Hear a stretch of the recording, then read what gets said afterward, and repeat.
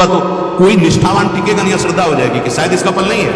नहीं, हुआ मोह है। सत्य वस्तु कभी व्यर्थ नहीं जाती है, पर उसको तुम व्यर्थ असत्य क्रियाओं में तोलने लगे तो कृपणा फल हेतवा। सकाम भाव से कर्म करने वाला सदैव दुखी ही होता है।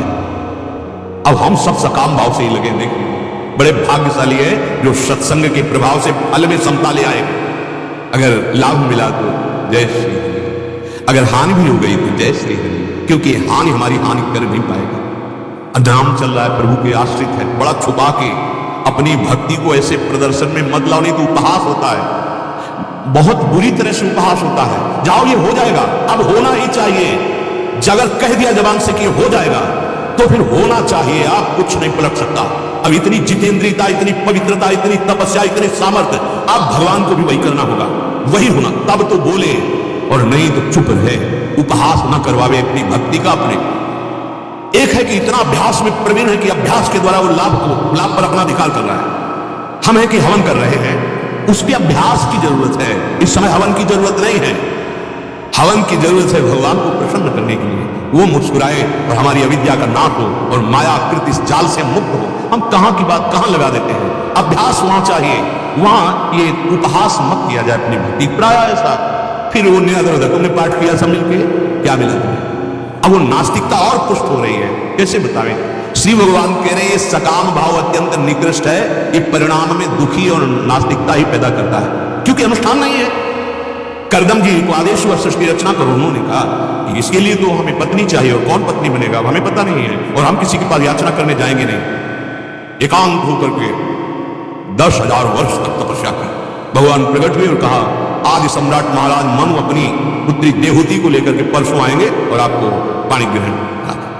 अगर हमें चाहिए भी तो फिर इस कोटि से चाहिए, अनुष्ठान ऐसे 10,000 वर्ष तक। अपनी तो आयु ही 80-70 है। अरे तो 10 दिन तो अनुष्ठान संयम से हो जाए किसी कामना की पूर्ति के लिए। केवल ऐसा नहीं है कि आप थोड़ा सा और फिर मनमानी आचरण, कभी ऐसा नहीं हुआ। कितने वर्ष तक ब्रह्मचर्य रह करके कश्यप जी ने जब पुत्र उत्पत्ति की तो भगवान के परम वाहन गरुड़ जी महाराज प्रकट हुए, सूर्य के सारथी अरुण जी, 2 पुत्र प्रकट हुए विंतादि से, गरुड़ और अरुण। तपस्या और भजन, तप संतान, तो ऐसे महान प्रकट। हमारी हालत क्या है? धर्म को हम जानते नहीं है, भजन का स्वरूप क्या है, केवल हम अपनी कामनाओं की पूर्ति के लिए थोड़ा सा, और हमारे सर्वज्ञ भगवान अगर, तो फिर आपको अपने आराध्य देव का उपहास करना ये अच्छा नहीं है। सच्ची भक्ति का स्वरूप यही है कि बड़े से बड़े कष्ट में हम आह कह सकते, राधा नहीं बोलेंगे, नहीं बोलेंगे। आपने हमें जो ये दिया है महान प्रसाद, आजीवन इसको हंसते हुए सहेंगे और अंदर अंदर आपकी मुस्कुराहट देखना चाहेंगे, बस। इसके लिए राधा नहीं बोलेंगे कि आए मैं बहुत कष्ट में हूं राधा, या ये विपत्ति दूर कर दो राधा, नहीं। इससे लड़ने की सामर्थ्य अपने आप हमें प्राप्त हो जाएगी। और सच्ची मानना, जब ऐसी निष्ठा में आओगे तो ब्याज में ये सब खत्म हो जाएंगे। ये जितने दुख देने वाले कर्म है, मूल तो प्यारी जी और प्यारे जी का प्रेम प्राप्त होगा। ये सकामता हमारी दुर्गति किए दे रही है, और सब सकामता के बिना एक कदम नहीं चलना चाहते। यही हमारे बंधन का हेतु है। सच्ची मानो आपको कुछ नहीं चाहिए, आप ऐसे महान हैं अंदर से। आपका जो स्वरूप है कैसे बतावे, क्योंकि वाणी का विषय नहीं। ये शरीर की आसक्ति के कारण ही हम कामनाओं के जाल में फंस गए। इसी जाल से बचने के लिए मानव देव और सत्संग मिला है। ये भक्ति, ये ज्ञान, ये योग के मार्ग, इनसे बचने के लिए है, और हम प्रयोग करना चाहते हैं इसी में और फंसने के लिए। कैसे सर्वज्ञ भगवान आपको फंसने देंगे यदि आप वाणी से भी बोल चुके हैं कि मैं आपका आश्रय लेता हूं। ये माया के दलदल में और आपको ढकेल देंगे, वो सर्वज्ञ आपको ढकेल देंगे। जब नहीं तो फिर आपकी मांगी हुई बात पूरी नहीं होगी, नहीं पूरी होगी तो आपकी अश्रद्धा हो जाएगी। इसलिए कह रहे कृपणा फल हेतवा। ये बहुत समझने का विषय है। हम लोग इसी में प्राय प्रश्नों में यही आता है, भगवान ने ऐसा क्यों नहीं किया, भगवान ने उसको क्यों नहीं बचा लिया, भगवान ने उसको क्यों। 3 लीलाएं वो अपने आप में कर रहे हैं। आप अपने आप को जान जाओ, आप कोई और नहीं है। सृजन करना, पालन करना, संहार करना, तीनों बराबर होंगी, बराबर। तो तुम्हारा अनुष्ठान रोक पाएगा ना किसी का अनुष्ठान? आज तक इतने महापुरुष हुए, रात्रि को नहीं रोक पाए कि दिनों के बाद रात्रि आए ही ना। जो प्रकृति का नियम है वो परमात्मा के द्वारा कानून बनाया हुआ है, वो भी अपने कानून की रक्षा करता है। जैसे भारतीय संविधान है, वो जहां से बड़े बड़े पद में विराजमान है, अगर उस कानून के अंतर्गत गलती हो जाए तो स्वयं स्वीकार करेगा। ऐसे ही प्रकृति का कानून है, यहां सृजन होता है, पालन होता है, संहार होता है। वो कोई भी हो, आपके रोने धोने से, आपके अनुष्ठान से कोई फर्क नहीं पड़ने वाला। हाँ, आप भक्ति का अनुष्ठान, ज्ञान का अनुष्ठान, इन त्रिगुण माया से बचने के लिए निकल जाओगे। अब आपने मंदिर गए, प्रार्थना की, आपका शुभ लागू हो गया, काम बन गया, बोले भगवान है, भगवान ने हमारी कामना पूर्ति की। और अगली बार सब में भगवान, बहुत समझो, बिजली का पावर जैसे सब यंत्रों में, ऐसे सब में भगवान जो विनाश कर रहा है वो भगवान की शक्ति है, उसमें जो पालन कर रहा है वो भगवान की शक्ति से पालन हो रहा है, जो सृजन हो रहा है वो भगवान की शक्ति से हो रहा है। तुम अल्प बुद्धि हो, सीमा में बांध लिया मैं मोर तय तोड़, तो एक पालन कर रहा है तो जय हो और एक विनाश कर रहा है तो उसके, हाँ ठीक है व्यवहार काल में ऐसा होगा, वो तो धर्म का पालन करने वाले अधर्म का विरोध करते ही है, पर आंतरिक मूल बात अगर प्रकट हुआ है तो सरकार की पीठ से अधर्म प्रकट हुआ है, पावर दोनों को वहीं से मिल रहा है। और ये बात समझना बड़ा कठिन है। आप शास्त्र पढ़ के देखो, यहां से हृदय से भगवान के धर्म का प्रादुर्भाव होता है तो पीठ से भगवान, और आप किधर हो? पीठ की तरफ। भगवान के सन्मुख हो गए तो धर्म में आचरण हो जाएंगे, और भगवान से विमुख हो गए तो अधर्म में आचरण। अधर्म का परिणाम रचा हुआ है नरक और दुख आदि नाना प्रकार की चिंता भय आदि। ये सकाम भाव अगर आप छोड़ पावे बहुत जल्दी काम बन जाए, कोई परेशानी छोड़ने में नहीं। हम जो कर्म कर रहे हैं उसे भगवान को समर्पित करके फल भगवान पर छोड़ दें। जे विधि हो ना भी तुमोरा करो बेगे दास, इसमें क्या परेशानी है? और सच्ची हम मांगना नहीं जानते हैं। अगर हमें मांगने की बात आवे ना, तो जैसे एक गरीब आदमी किसी चक्रवर्ती सम्राट के सामने जाए और कहते मांगो आज मैं तुम्हें दे दूंगा, तो उसकी सोच ही इतनी है कि वो 4 गाय 1 भैंस है, उसका अगर साल भर का चारा मिल जाए और परिवार के लिए भोजन मिल जाए 1 लाख रुपया, वो बहुत, जब इतना सोचेगा तब इतना ही मांग सकता है। और अगर उसको उसके ऊपर छोड़ दे कि महाराज हम क्या मांगे, अब आपका जो मांग, तो वो अपनी स्थिति के अनुसार देगा। ऐसे ही महापुरुषों ने प्राया कि हम प्रभु मांगना भी नहीं जानते कि आपसे क्या मांगे, आप अपनी इच्छा से। तो अपनी इच्छा से भगवान अपनी अविरल भक्ति दी, प्रेम दिया है, माया नहीं दी। जब कृपा करते हैं तो माया मुक्त करते हैं भगवान, द्वंद्वों से मुक्त करते हैं। और हम लोग माया के ही कुछ कणों को मांगते हैं, जब वो नहीं देते तो बोले भगवान भैया हम हाथ जोड़ते, मानव जीवन श्रद्धा के लिए नहीं मिला, अपना कल्याण कर लो। ये पाठ, ये नाम जप, ये हवन, ये भगवत प्राप्ति के लिए है, इसका प्रयोग इधर मत करो। पहले से ही हम इतना फंसते हैं वासनाओं में, और आश्रय मिला है अब कृपा से। अगर हम उन वासनाओं से तोलेंगे इस भक्ति मार्ग को, ज्ञान मार्ग को। प्रश्न करते हैं कि पाप करते हुए देखा गया, पूरा जीवन पाप किया, कोई कष्ट नहीं, और यहां भजन करते हैं, कदम कदम पे दुख आ रहा है। ये क्या है? बड़े आराम से वो चैन से मरता है। ये भाई लंबा है सफर, उसका लंबा है सफर, पता नहीं अभी कितने कल्प भटकना पड़ेगा। और ये जो संत महात्मा या धर्म से चलने वाले गृहस्थ हैं, इनको जो आप दुख देख रहे हो ना, इनका बहुत कम में निपटा के ये आखिरी है, ये जन्म आखिरी है। अब अपने प्रभु से मिलन का, बहुत जन्म से तड़पे हैं, दरस बिन दुखन लागे नैन, अब अवसर मिला है।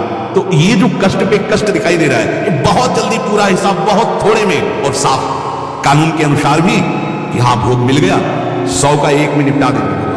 देखो ना बड़े बड़े महापुरुष, ये कष्ट ये कष्ट ये कष्ट, और वो पापाचरण कर रहा है, धर्माचरण कर रहा है, पूरे जीवन में आखिरी में ऐसे शहर में मर गया, कोई सड़न नहीं, कोई परेशानी नहीं। इसका मतलब नहीं है कि ये वर्तमान की, अब जो फसल उसने की बहुत जन्म काटना है, और अब ये जा रहा है अपने प्रभु के धाम को, ये मलिन शरीर फटाफट भोग रहा है, और बड़े हिसाब को थोड़े थोड़े में। तो ये अज्ञान के कारण, न जानने के कारण कहते हैं कि ऐसा क्या भगवान का निर्णय है ऐसा कि पापाचरण कर रहा बड़ा सुखी दिखाई दे रहा है, धर्म से चल रहा है बड़ा दुखी। ऐसा नहीं, अज्ञान की बुद्धि से मत नापो।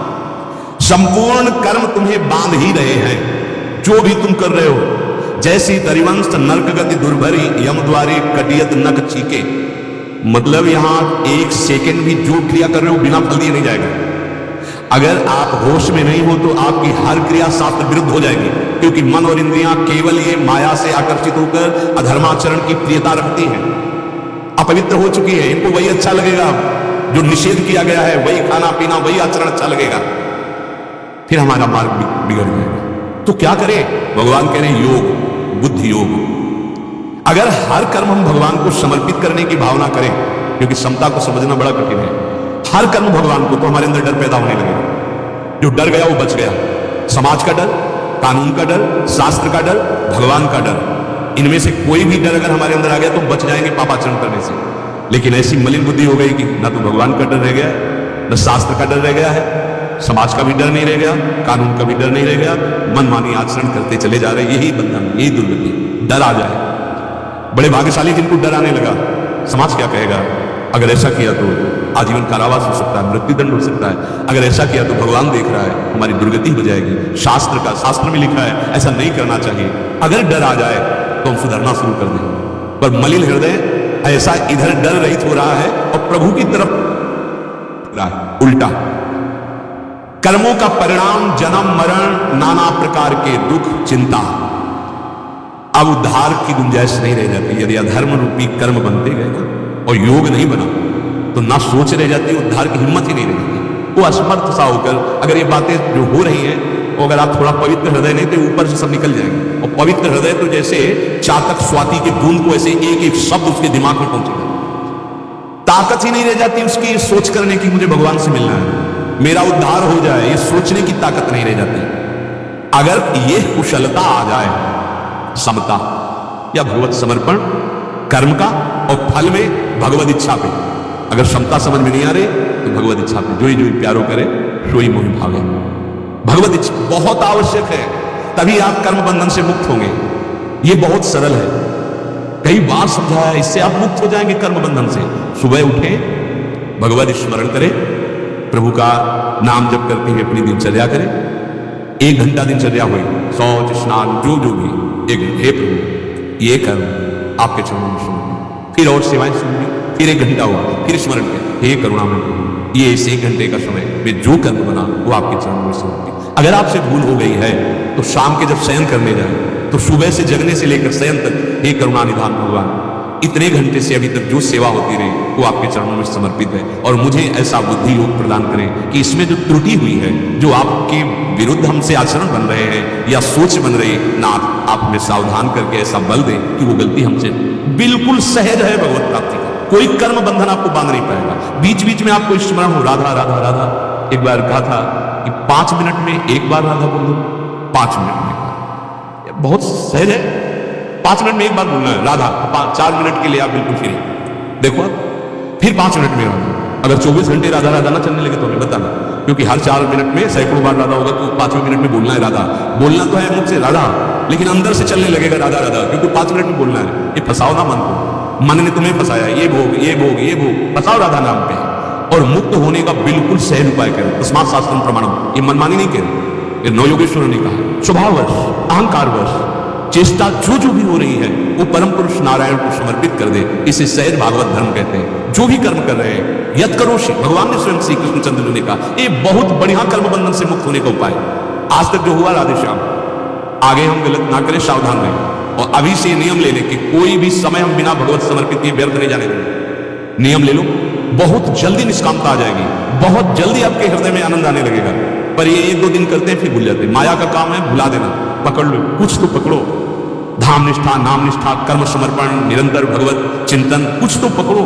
या 4 दिन करते हैं फिर भूल जाते हैं। एक दिन 20 माला, दूसरे दिन 2 माला, फिर 2 दिन 1 भी माला, ऐसे नहीं चलता। अगर हम 2 माला तो 2 माला हम बढ़ाते चले जाएंगे, फिर आगे घटना नहीं चाहिए। हम लोग ऐसे प्रमादी हैं कि आज सुनेंगे, आज से सुन, फिर वही चलने लगा, भूल गए। ये अपना कल्याण करना है। बुद्धौ शरणमन्विच्छ, समता जब बुद्धि में